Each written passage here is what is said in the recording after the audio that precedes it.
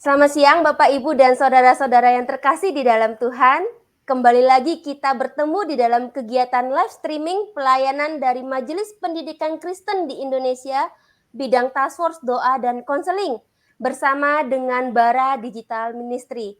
Hari ini kita akan bersama-sama melihat satu topik, yaitu tentang memulihkan relasi dengan diri sendiri. Ini menjadi pergumulan kita semua.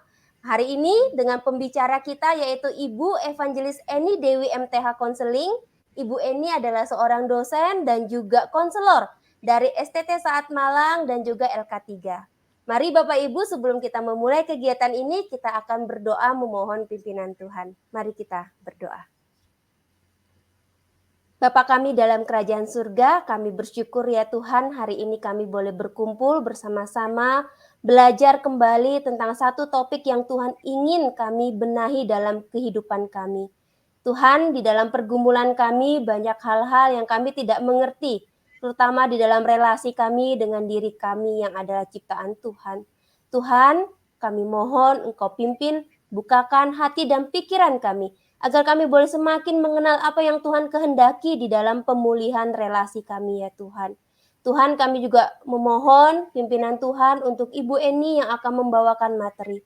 Tuhan urapi, Tuhan pakai hamba-Mu ini untuk menyatakan kebenaran-Mu dan kerinduan-Mu di dalam setiap kami yang mendengarkan pada hari ini. Terima kasih ya Tuhan, kami berdoa menyerahkan kegiatan kami ini dari awal sampai akhirnya ke dalam tangan Tuhan saja. Di dalam nama Tuhan Yesus kami berdoa dan memohon. Amin. Kepada Ibu Eni kami persilahkan. Baik, selamat siang semuanya. Saya akan memulai topik ini ya, bagaimana memulihkan relasi dengan diri sendiri. Berapa banyak orang yang kita kenal itu berkata seperti ini ya, aku ini benci sekali dengan diriku sendiri, aku ini orang yang bodoh. Aku terus merasa akulah yang bersalah atas hal-hal buruk yang terjadi pada keluargaku. Yang lain berkata, aku tidak bisa mengampuni diriku sendiri. Nggak ada orang yang bisa sayang aku, karena aku aja nggak suka sama diriku. Nah, pendengar yang terkasih, dosa bukan hanya merusak hubungan kita dengan Allah dan sesama, tapi juga merusak hubungan dengan diri sendiri. Itu sebabnya kita perlu memulihkan relasi dengan diri sendiri. Bagaimana dosa bisa merusak hubungan dengan diri sendiri? Relasi dengan diri sendiri yang buruk bisa disebabkan karena apa yang dilakukan orang lain terhadap diri kita dan apa yang kita lakukan terhadap diri sendiri. Nah, ini berarti ada peran orang lain dan ada peran diri sendiri yang menyebabkan relasi dengan diri sendiri tidak baik. Orang lain, siapapun itu bisa mempunyai peran yang membuat relasi kita dengan diri sendiri menjadi rusak. Misalnya ya, pasangan hidup. Suami istri yang seharusnya saling mencintai satu sama lain bisa saling melukai. Kita mendengar ya ada pasangan yang melakukan kekerasan, baik kekerasan secara fisik misalnya dengan memukul, meninju, secara verbal misalnya dengan kata-kata yang menghina, kata-kata yang merendahkan, atau kekerasan secara emosi misalnya mengabaikan pasangannya, terus-menerus menyalahkan, memanipulasi, dan mungkin ada yang menganggap pasangannya itu bukan sebagai manusia, tetapi sebagai benda yang bisa dimanfaatkan. Nah, secara emosi, kekerasan secara emosi juga termasuk misalnya perselingkuhan atau mengkhianati kepercayaan dan janji pernikahan mereka. Ada juga kekerasan secara spiritual, misalnya memakai ayat firman Tuhan untuk memaksa pasangan melakukan apa yang mereka kehendaki. Atau dengan alasan misalnya pelayanan, mengabaikan perasaan pasangannya dan tanggung jawabnya sebagai suami atau istri. Apa yang terjadi ini dapat membuat pasangan yang menjadi korban itu mempunyai persepsi yang salah terhadap diri sendiri. Mereka mungkin bisa hidup di dalam kemarahan, kepahitan, kebencian, nggak punya batasan yang sehat, dan ada yang terus-menerus menyalahkan diri mereka, sekalipun sebenarnya mereka itu nggak bersalah. Adam dan Hawa di dalam Alkitab adalah contoh suami istri yang saling menyalahkan, menganggap dirinya benar, yang lain salah, dan mereka tidak mengambil tanggung jawab dengan tepat atas kesalahan yang mereka lakukan. Mereka bisa saling tuding, ya, Adam menyalahkan Hawa, Hawa menyalahkan ular, dan lain sebagainya. Dan apa yang mereka lakukan ini diturunkan kepada Kain, anak mereka. Yang kalau kita melihat sebenarnya juga punya relasi dengan diri sendiri yang nggak baik.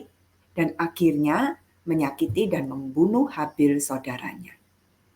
Selain pasangan, orang tua atau pihak otoritas pada masa kanak-kanak, misalnya guru, ya, itu juga dapat melukai dan menyebabkan relasi anak didiknya ya dengan dirinya sendiri itu menjadi rusak. Misalnya kalau melihat pola asuh otoriter dari orang tua, atau bisa jadi pola cara mengajar orang tua guru yang otoriter, ya, yang terlalu kaku, yang terlalu menuntut anak, yang mendisiplin terlalu keras. Misalnya hanya bisa memaksa, kamu harus dapat nilai 100, kamu harus nurut sama mama, kamu harus melakukan ini, ya, melakukan itu. Tapi tidak diimbangi dengan kasih sayang, tidak diimbangi dengan pengertian, dan mereka mungkin tidak responsif terhadap kebutuhan anak. Nah, ini bisa menyebabkan anak itu menjadi penakut. Kenapa? Karena sering disalahkan oleh orang tuanya. Karena merasa nggak cukup dengan apa yang mereka perbuat. Mereka mungkin bisa menjadi orang yang rendah diri. Karena ya mereka nggak pernah dihargai. Ya wajar kalau mereka menjadi orang yang rendah diri. Bahkan ada yang menjadi perfeksionis. Yang menuntut diri sendiri untuk bertanggung jawab atas banyak hal. Dan Bapak Ibu, saudara-saudara yang terkasih, biasanya ini akan mereka bawa sampai mereka itu dewasa. Pola-pola penakut, pola rendah diri, perfeksionis, menuntut diri untuk bertanggung jawab, itu akan mereka bawa sampai mereka dewasa. Contoh yang lain misalnya pola asuh yang permisif, yang membiarkan dan cenderung memanjakan, ya. Nah, ini juga dapat membuat relasi seseorang dengan dirinya menjadi tidak baik. Karena kalau tadi terlalu banyak tuntutan, terlalu banyak disiplin, yang ini tidak ada tuntutan, tidak ada disiplin dan koreksi yang tepat. Mereka cuma melimpahi anaknya dengan kasih sayang misalnya. Tapi dengan cara didik yang seperti ini, itu dapat menyebabkan anak itu melakukan banyak kesalahan. Ya. Ada yang mengatakan, orang tua saya nggak pernah tuh ngasih tahu saya harus seperti apa. Orang tua tidak pernah mendisiplin ketika saya berbuat kesalahan. Dan akhirnya ketika dia dewasa dan melihat kembali ke belakang, dia menyesali banyak hal. Kenapa? Karena nggak pernah dikasih tahu harus seperti apa, nggak pernah dikoreksi. Ada juga orang tua yang tidak siap menjadi orang tua, ya, yang punya bagasi masa lalu yang berat, ya. Misalnya mereka itu bisa punya kebencian, bisa punya kemarahan, kepahitan yang belum diselesaikan. Akhirnya ketika mereka punya anak sendiri, mereka menjadi orang yang nggak peduli. Membiarkan anak mereka itu seperti bertumbuh sendiri tanpa didikan, tanpa pengasuhan, tanpa kasih sayang. Kalau salah nggak dibenerin, kalau benar pun mereka tidak dipuji. Mereka benar-benar dibiarkan, nggak diurus misalnya apakah mereka sudah makan dengan benar, apakah mereka sudah mendapatkan cukup gizi. Orang tua nggak peduli. Nah, ini akan membuat anak menjadi orang-orang yang kehilangan masa kanak-kanak. Masa kanak-kanak yang harusnya mereka itu dilimpahi dengan kasih sayang, mereka itu punya waktu bermain, mereka itu punya orang tua yang merangkul ketika mereka itu di dalam kesulitan, orang tua yang membela mereka ketika mereka itu misalnya disakiti oleh orang lain. Mereka kehilangan itu semua. Kenapa? Karena mereka harus menjadi orang tua yang mengurus orang tua mereka yang bersalah. Bahkan ketika anak-anak masih kecil, mereka bisa menjadi orang dewasa, mengambil peran orang dewasa, mengambil peran orang tua. Untuk apa? Mengurus orang tuanya yang bermasalah. Nah, ini bisa menyebabkan anak-anak ini mengalami relasi yang buruk dengan dirinya sendiri. Mereka akan melihat diri sebagai orang yang harus bertanggung jawab terhadap banyak hal. Hubungan dengan sesama, dengan teman, ya, ini juga bisa membuat seseorang mempunyai relasi yang buruk dengan diri sendiri. Sampai hari ini masih banyak orang yang kita kenal, kita dengar juga ya, yang membuli orang lain. Apalagi dengan adanya media sosial, kita melihat banyak sekali orang yang nggak kenal pun itu bisa membuli kita dengan kata-kata yang menyakitkan di media sosial. Yaitu akan membuat persepsi seseorang terhadap dirinya sendiri menjadi buruk. Beberapa waktu lalu kita mendengar ada mahasiswa, ya, mahasiswa Kristen yang masih berusia 19 tahun, bunuh diri dengan cara yang mengenaskan, melompat dari gedung universitas tempat dia belajar. Dan beberapa orang mengatakan di media, dia juga mengalami bullying ya, sejak kelas 3 SMP. Teman yang seharusnya menjadi teman yang bisa saling menguatkan, saling mendukung, menjadi teman yang bisa merusak. Bahkan membuat kita melihat diri kita sendiri itu buruk. Di dalam dunia kerja, keserakahan, keegoisan manusia telah membuat manusia itu menghalalkan segala cara untuk mendapatkan keinginannya, meskipun itu melukai dan menyakiti orang lain. Nah, apa yang dilakukan orang lain terhadap diri kita, apakah itu pasangan, apakah itu orang tua atau orang dewasa lain, bisa guru, bisa juga orang dewasa yang ada di gereja misalnya ya, atau di tempat kerja ya, teman-teman dari orang tuanya, bisa jadi seperti itu. Atau teman sebaya, rekan kerja, bahkan rekan sepelayanan, itu dapat menyakiti dan membuat kita mempunyai persepsi yang salah terhadap diri kita. Membuat kita ini percaya dengan kebohongan-kebohongan yang menghancurkan nilai diri dan merusak kepercayaan diri. Coba kita lihat ya, kebohongan seperti apa yang seringkali itu ada dan membuat relasi kita dengan diri sendiri itu menjadi rusak. Yang pertama adalah saya tidak berharga. Nah, kita ini kadang-kadang menempatkan keberhargaan diri kita itu dari apa kata orang lain. Apa yang kita punya atau apa yang kita mampu lakukan. Ya. Jadi, ada orang yang meletakkan harga dirinya pada kalau orang lain berkata bahwa saya ini berharga, maka saya akan berharga. Atau dengan apa yang dia punya, misalnya, kalau saya kaya, kalau saya punya mobil yang mewah, maka saya berharga. Atau dari apa yang mampu kita lakukan. Misalnya kalau kita ini punya kemampuan, kita bisa main piano dengan baik, atau kita bisa bicara dengan fasih. Nah, kita merasa, wah, kalau aku punya kemampuan seperti itu, aku berharga. Nah, yang menjadi masalah adalah kita sering membandingkan diri. Dan waktu kita membandingkan diri, dan ternyata, kita tidak punya, tidak mampu seperti orang lain. Dan orang lain nggak ada tuh yang ngomong sesuatu yang positif tentang kita. Maka itu bisa menyebabkan kita percaya bahwa saya ini tidak berharga. Saya ini memang tidak berharga. Nah, kalau kita baca ya Yesaya 43 ayat 4 ya, Bapak Ibu, saudara-saudara sekalian bisa membacanya ya. Saya akan membacakannya. Oleh karena engkau berharga di mataku dan mulia, dan aku ini mengasihi engkau. Aku ini mengasihi engkau. Engkau berharga di mataku. Nah, kita ini berharga bukan karena apa kata orang, atau apa yang kita miliki, atau apa yang kita mampu lakukan. Jadi ini adalah satu kebohongan. Nah, kita berharga karena kita ini adalah ciptaan Tuhan. Kalau kita berharga karena apa kata orang, apa yang kita punya, apa yang kita mampu, itu sesuatu kebohongan. Karena firman Tuhan mengatakan dengan jelas, kita berharga karena kita adalah ciptaan Tuhan. Dan Tuhan mengasihi kita. Dan bahkan dia rela mati di kayu salib untuk menebus dosa kita. Apa akibatnya kalau kita percaya bahwa saya tidak berharga? Kebohongan-kebohongan itu akan membuat kita menjadi orang yang punya harga diri yang rendah. Kita selalu merasa tidak layak, selalu merasa tidak cukup baik. Bahkan untuk menerima kasih Tuhan atau kasih dari orang lain.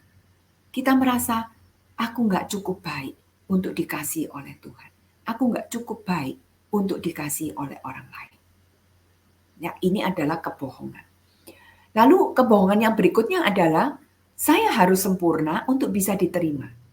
Nah, kesempurnaan itu menjadi tolok ukur penerimaan. Karena dulu mungkin ya sering disalahkan, selalu dianggap kurang, selalu nggak cukup. Orang tua bilang, kamu kok cuma dapat 9. Ya. Tapi begitu dia dapat 10, orang tua mengatakan, ya itu ya sudah seharusnya kamu lakukan. Itu adalah tanggung jawabmu, itu adalah apa yang seharusnya kamu kerjakan. Nggak ada pujian. Jadi meskipun dia sudah mencapai sesuatu yang sempurna sekalipun, orang tua atau orang-orang lain tidak pernah memberikan pujian. Masih selalu disalahkan, masih kurang ini, kurang itu. Nah, ini adalah sebuah kebohongan. Kenapa?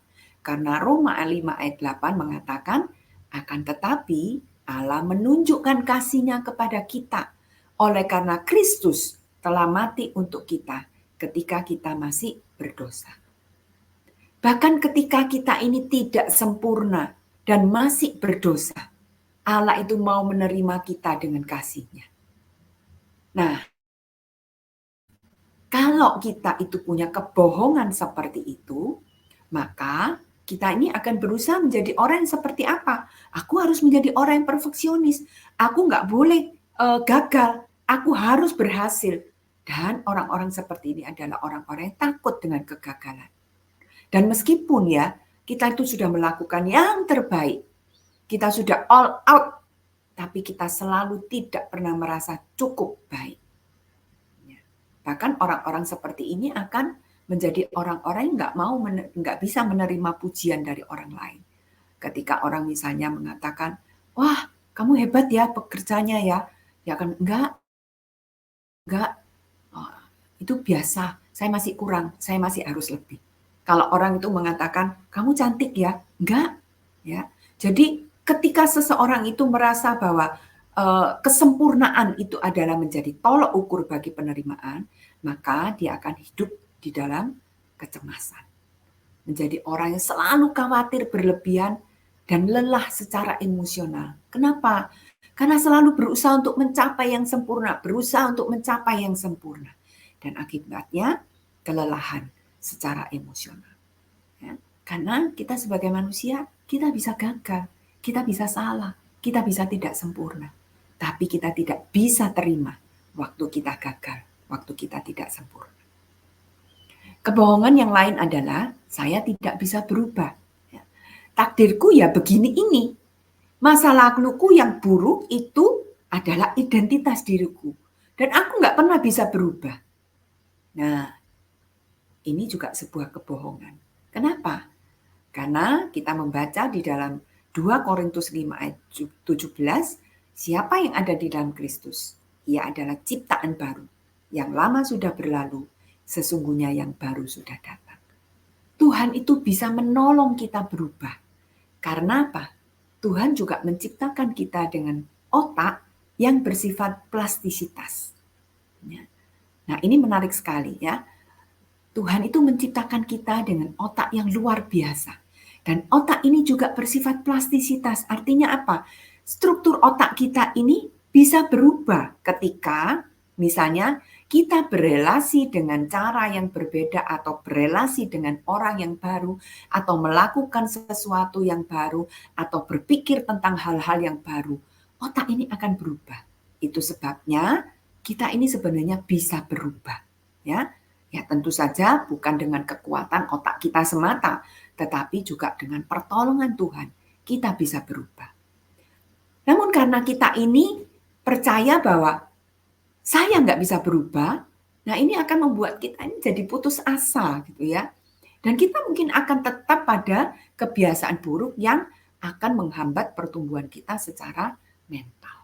Kita menjadi orang yang percaya, ya sudah gimana lagi, saya memang nggak bisa berubah, saya ya seperti ini.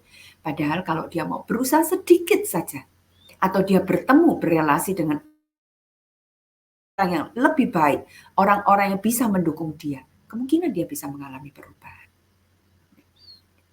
Ada kebohongan yang lain misalnya, saya ini sendirian, nggak ada orang yang peduli dengan saya.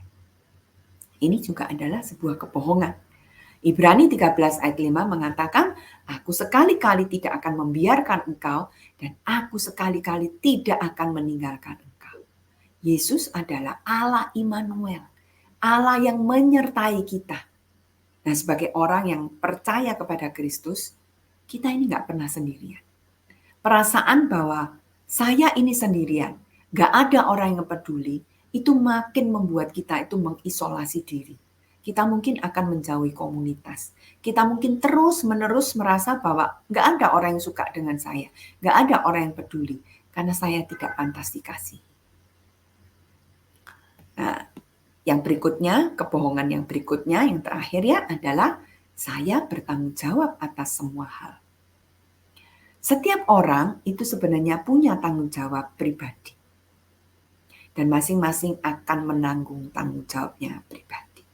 Galatia 6 ayat 5 mengatakan, sebab tiap-tiap orang akan memikul tanggungannya sendiri.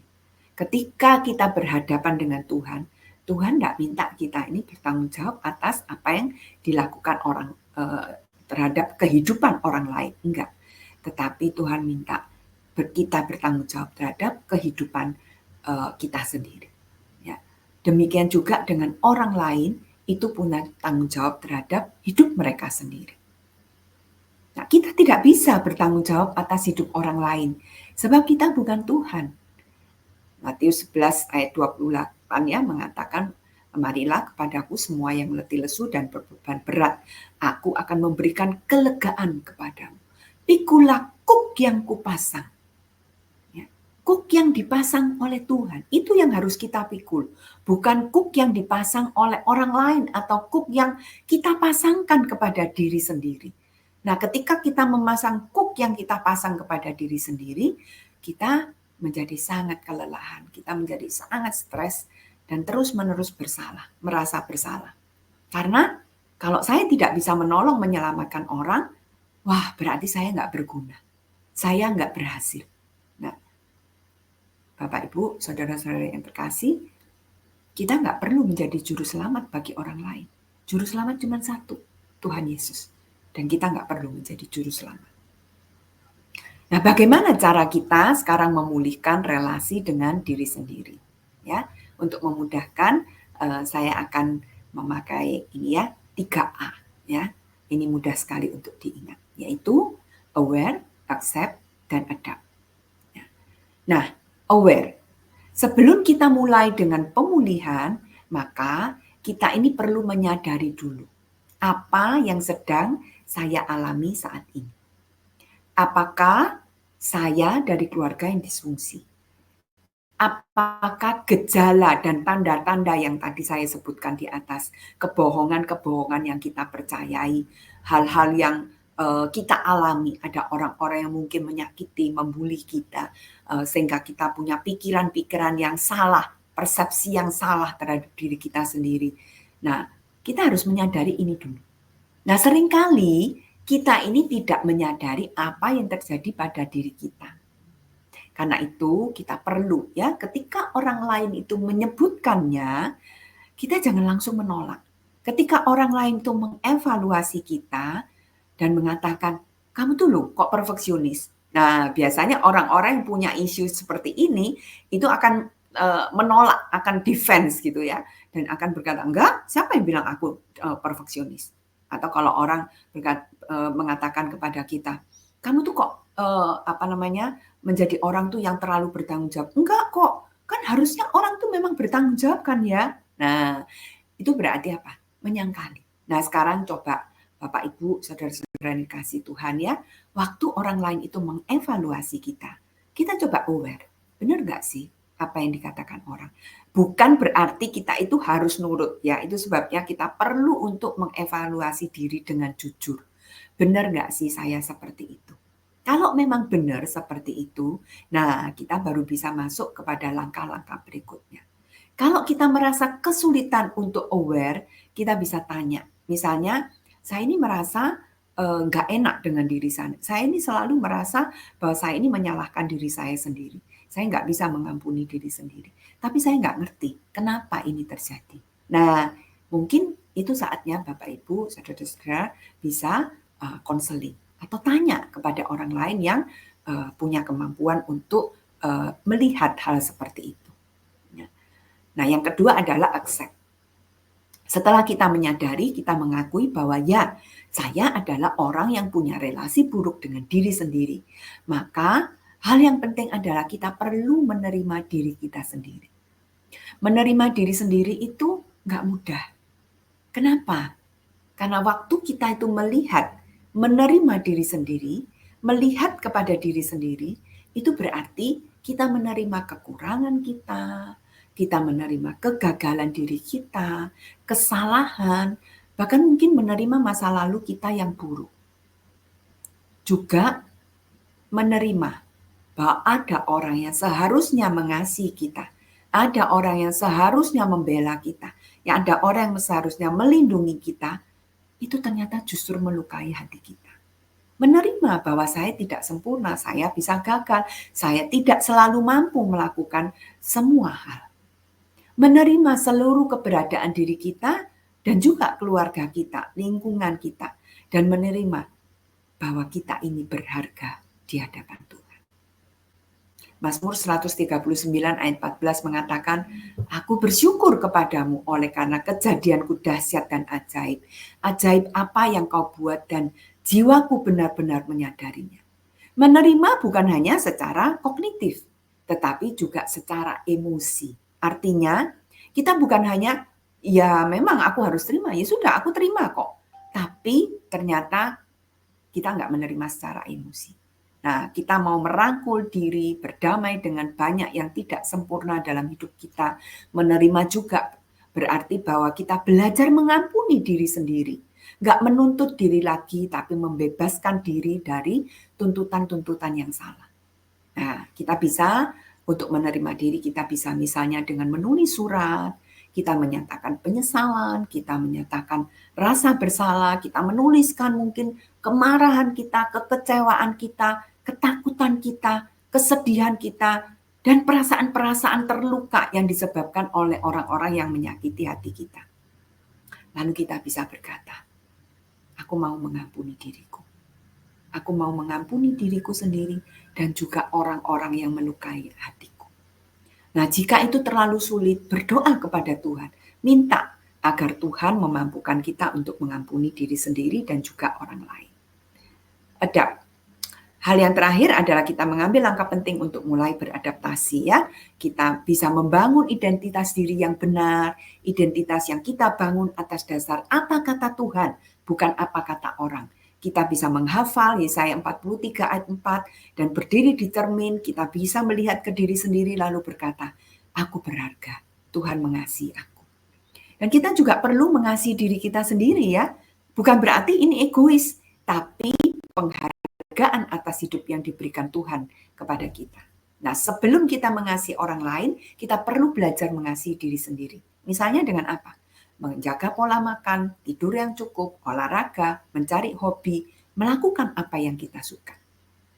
Belajar berdamai, menerima kegagalan. Waktu kita nggak sempurna, waktu kita gagal, waktu kita nggak berhasil, kita bisa peluk diri. Dan kita bisa berkata, it's okay to not be okay. Nggak apa-apa, nggak sempurna. Kalau kita memang salah, ya kita bisa datang kepada Tuhan. Kita bisa bertobat dan percaya Tuhan akan mengampuni kita. Beristirahat secara emosional dan rohani di dalam Tuhan ya, seperti tadi Matius 11 ayat 28-30. Belajar juga membuat batasan dengan orang lain. Kalau kita sulit cari teman, coba berdoa kepada Tuhan ya. Mulai belajar pelan-pelan menyapa orang, mungkin dengan 1 orang, 2 orang, pelan-pelan membuka diri. Belajar bersosialisasi dan mencari komunitas yang sehat. Ya, kita mengikuti kegiatan sosial yang bisa membangun kita. Cari hobi, minat, atau hal-hal yang menarik perhatian kita.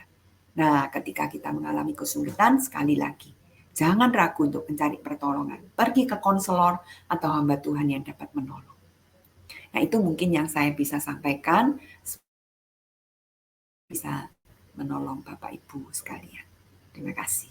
Terima kasih Ibu Eni untuk pemaparannya yang sangat jelas dan juga sangat menarik.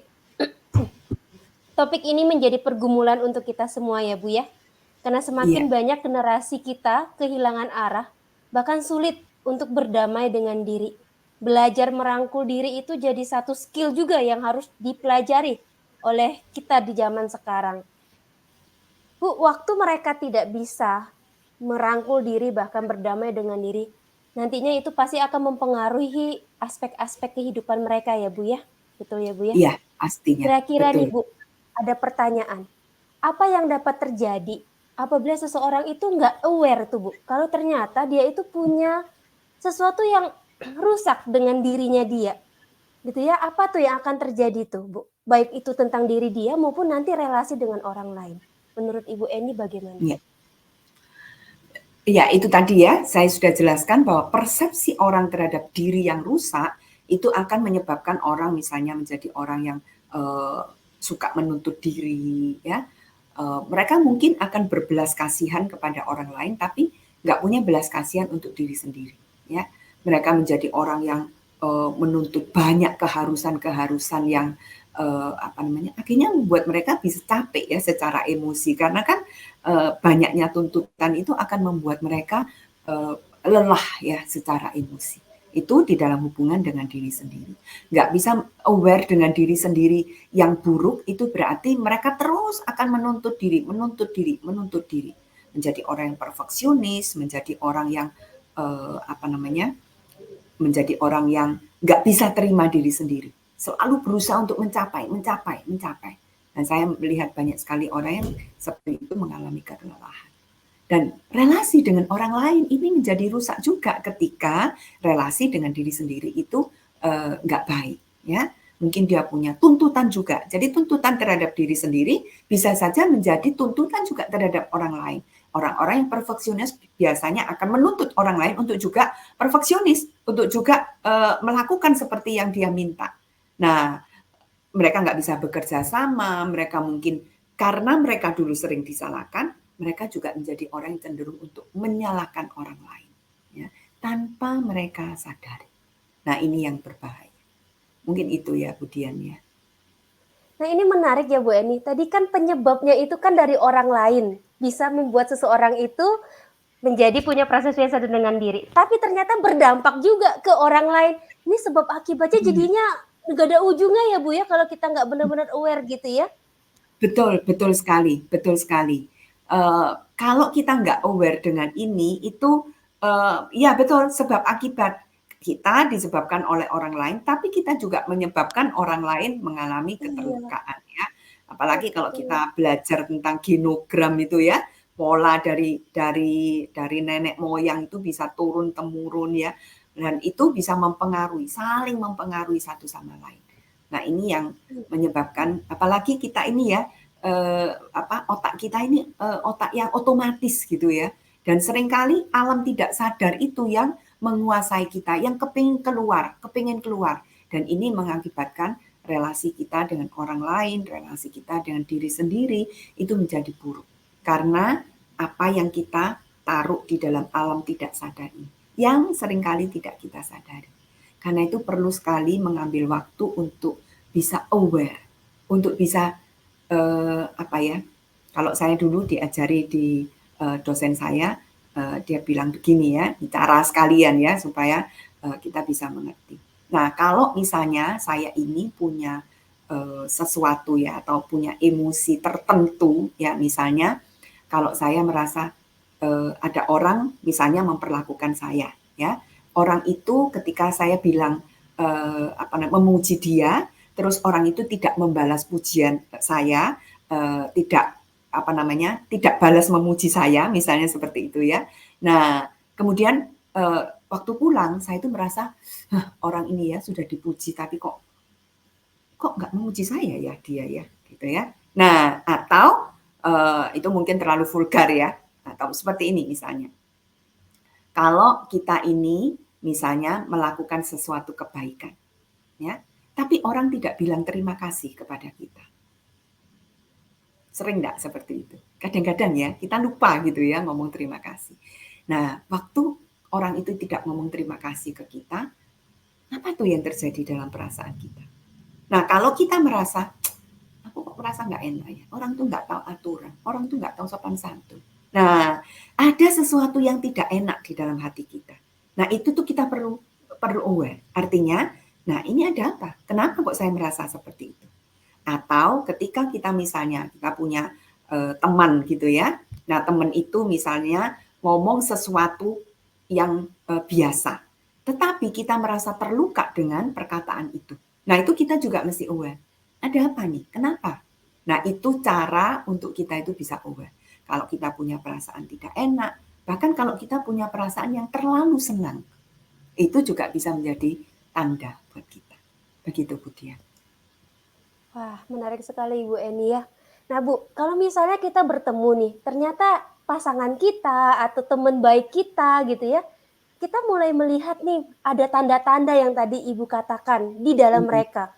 Ini orangnya tadi aku sudah ini tapi nah kita kan mulai belajar dan kita mulai aware dan kita mulai lihat orang aware.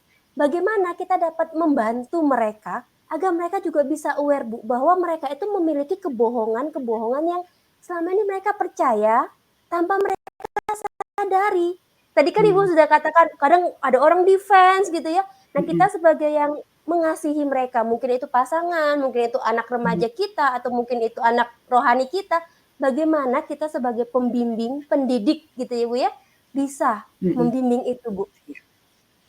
Ya, kalau dengan anak didik gitu ya, kita bisa misalnya berbicara secara pribadi dengan dia, ya. Nah, biasanya itu kita boleh katakan seperti ini. Ya, kalau kita melihat ada sesuatu, orang itu biasanya kalau langsung dituju kepada apa yang menjadi defense-nya, itu biasanya mereka akan langsung gitu ya, enggak gitu ya. Heeh, ya, jangan sentuh aku, bagian itu enggak boleh gitu ya. Jadi kita bisa memakai cara berputar, ya. Jadi kalau misalnya kita lihat dia ada sesuatu, kita menolong dia untuk aware dulu gitu ya. Misalnya kita bisa katakan kepada dia seperti ini, tadi waktu kamu dengan teman itu kok kakak lihat kamu kayaknya wajahnya berubah ya, gitu ya. Eee, kira-kira kenapa ya seperti itu ya? Nah, kita menolong untuk dia mengevaluasi dirinya sendiri, ya. Nah, kalau misalnya itu dengan anak didik ya, kita mungkin lebih lebih bisa mengarahkan mereka. Tapi kalau dengan pasangan ini memang agak sulit ya, apalagi dengan orang-orang dewasa gitu ya maksudnya ya. Orang dewasa lebih punya defense yang kuat gitu. Nah, kita bisa bisa seperti ini, parafrase, ya.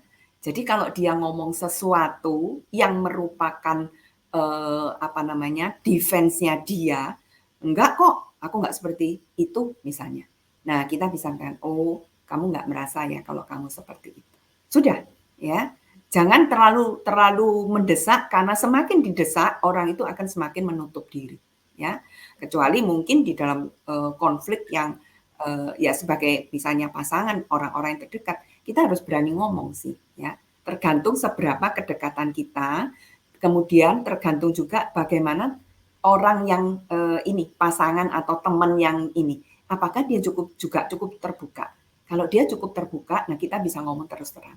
Tapi kalau enggak, ya itu tadi, pakai parafrase ya, kita bisa menyatakan, "Kok saya merasa kamu ini ya, eee eee, nggak langsung menuju ke apa yang dia tolak itu, tetapi menyatakan perilakunya, tindakannya.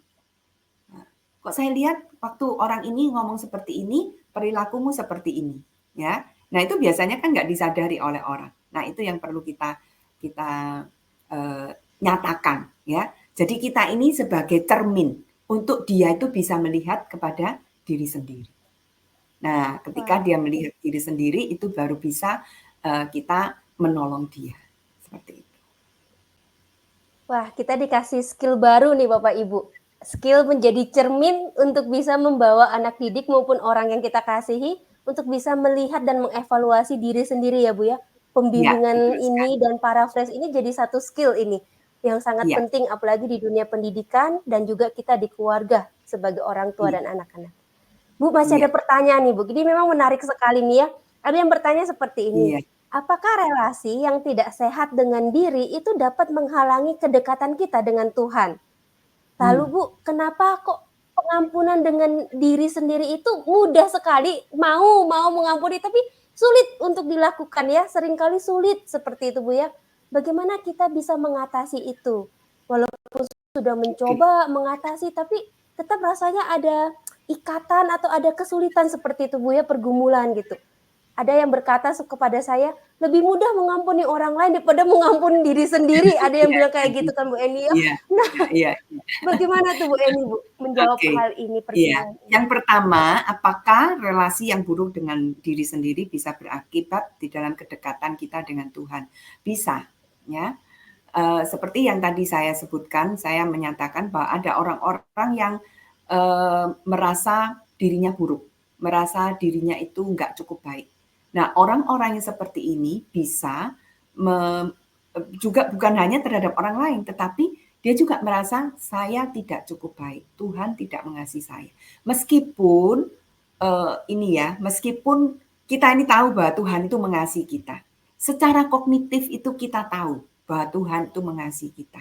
Mhm, Tetapi secara emosi itu kita sulit. Kenapa? Karena satu, kita nggak pernah merasakan dikasihi oleh orang misalnya, ya. Atau kedua adalah, orang selalu menganggap kita negatif, orang selalu memojokkan kita, orang selalu menyalahkan kita. Nah, ini akan menyebabkan kita merasa, "Saya ini memang bukan orang yang layak, saya bukan orang yang pantas." Ya. Nah, saya ingat sekali ya, ini mungkin, eee saya sharing pribadi ya. Saya ingat waktu saya kecil itu entah, ada beberapa saudara atau orang-orang, tertentu gitu ya, yang saya ingat itu saya sering dikatai saya itu jahat gitu. Saya itu jahat, saya itu, ada yang bahkan mengatakan, eee, saya itu jahat seperti setan gitu ya. Nah, ternyata itu tuh melukai saya gitu, sangat melukai saya.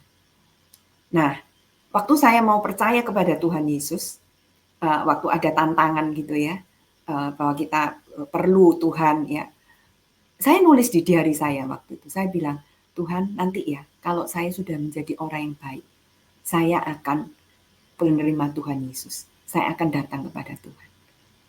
Tapi ya kita tahu bahwa itu nggak mungkin kan, dan saya bersyukur sekali karena anugerah Tuhan itu dinyatakan kepada saya dan Tuhan bilang, "Justru karena kamu nggak baik, saya mengasihi kamu dan kamu perlu menerima saya." Nah, itu menolong saya mengubah konsep berpikir saya. Sehingga waktu itu saya mengatakan, "Iya Tuhan, saya mau percaya kepadamu." Dan, konsep itu yang kemudian mengubah saya. Tapi apakah itu langsung? Enggak. Saya masih berusaha untuk menjadi orang yang sempurna, saya masih berusaha menjadi orang yang baik sekali. Supaya apa? Supaya saya bisa diterima. Sampai akhirnya saya menggali lagi luka-luka saya dipulihkan ketika saya bisa mengampuni orang orang lain dan mengampuni diri saya sendiri. Nah, soal mengampuni memang, eee, boleh nggak kalau ini kita bahas di mengampuni, relasi dengan orang lain. Kenapa? Karena, di nanti waktu kita membahas tentang pengampunan terhadap, relasi dengan orang lain, saya akan menjelaskan pengampunan itu seperti apa. Nah, itu juga kita bisa terapkan kepada diri sendiri. Tapi satu hal yang mau saya katakan adalah, pengampunan itu adalah membebaskan kita dari hutang. Itu prinsipnya, ya. Dan itu membebaskan kita juga dari luka-luka yang, membelenggu kita. Ketika, kita ini tidak bisa mengampuni, ketika kita tidak bisa mengampuni diri sendiri atau orang lain, itu kita ini seperti terbelenggu, ya, oleh hutang. Nah, hutang itu kita lepaskan dan kita akan merasa free. Apakah boleh seperti itu, Bu Dian? Ya boleh, karena nanti Bapak Ibu di minggu ketiga draft streaming kita akan membahas topik ini, yaitu memulihkan relasi dengan orang lain masih bersama dengan Ibu Eni. Dan Ibu Eni udah kasih nih clue-cluenya. apa yang akan Iya, dibahas nanti di topik berikutnya itu. Jadi kalau saya boleh simpulkan Bu, memang akhirnya pemulihan relasi kita dengan Tuhan itu jadi awal starting poinnya kita. Tapi itu bukan jadi ending ya Bu ya, karena pemulihan Tuhan itu holistik ya. Konektif kita dipulihkan, emosi kita dipulihkan, bahkan iya, untuk mengenali, menggali, masih dibutuhkan tuh grace-nya dari Tuhan tuh untuk mampu kembali sehingga kita endingnya memang nanti merasakan anugerah Tuhan itu, itulah anugerah gitu ya. Tiada iya, duanya dan kita dimampukan untuk mengampuni diri kita sendiri. Boleh dibilang seperti itu Bu ya. iya, Bu, betul sekali. memulihkan relasi dengan diri ini menjadi topik pertama yang kita taruh karena memang ini diri kita dulu nih. Kita dengan Iya, Tuhan, kita dengan diri kita, dan nanti akan berdampak dengan kita dengan orang lain. Dan ini sungguh menarik. Terima kasih loh Ibu Eni sudah bersedia memberikan penjelasan dan berdiskusi dengan kita. Kalau Ibu Eni ada kesimpulan, closing statement buat kita supaya ingat sama-sama, dipersilakan Bu untuk Ibu oke. boleh memberikan. Iya, Budian. Pemulihan relasi dengan diri sendiri itu adalah proses perjalanan bersama Tuhan seperti tadi yang Budian katakan. Dan itu bukan proses perjalanan yang di dalam satu titik ya, tapi itu terus-menerus bahkan sepanjang hidup kita. Nah, melalui penerimaan diri, kita menerima diri kita sendiri, kita mengampuni dan diampuni, kita beristirahat di dalam kasih karunia Tuhan, kita memahami akan identitas diri kita di dalam Kristus, kita bisa mengalami pemulihan sejati. Ya, kita bisa merangkul diri, kita bisa menerima diri, itu sesuatu hal yang penting. Nah, firman Tuhan itu memberikan pedoman dan pengharapan bahwa kita semua ini berharga di mata Tuhan. Dan Dia akan memberikan damai sejahteranya kepada kita. Agar kita juga dapat memberi kasih karunia kepada diri sendiri dan mengalami damai sejahtera Tuhan. Tuhan memberkati. Terima kasih Ibu Eni. Boleh nggak Ibu Eni mendoakan kita semua sekaligus untuk menutup kegiatan kita pada siang hari ini? Mari kita berdoa. Bapak, kami sungguh bersyukur karena kami boleh merasakan anugerah demi anugerah yang Tuhan berikan kepada kami. Karena anugerah-Mu kami boleh mengenal Engkau. Karena anugerah-Mu kami boleh menerima kasih-Mu. Karena anugerah-Mu kami juga boleh mengenal diri kami. Dan kami boleh terus-menerus dibentuk oleh Tuhan untuk kami boleh menjadi gambar dan rupa Allah seperti yang Engkau mau ya Tuhan. Bapak, di dalam kehidupan yang berdosa ini, ada banyak hal yang membuat kami tidak bisa berelasi dengan diri kami sendiri. Ada orang lain yang menyakiti kami, tetapi ada diri kami sendiri yang juga punya persepsi yang salah. Kami tahu kami tidak bisa melakukannya tanpa Engkau ya Bapa. Karena itu bantulah kami semua yang mendengarkan di tempat ini ya Bapa. Tolonglah supaya kami boleh mengalami terlebih dahulu kasih dari Tuhan. Tetapi kami juga boleh aware Tuhan dengan diri kami sendiri.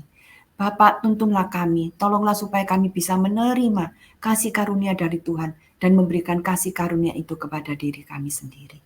Kami berdoa ya Bapa, supaya Engkau juga menolong kami untuk bisa mengampuni, untuk bisa berdamai.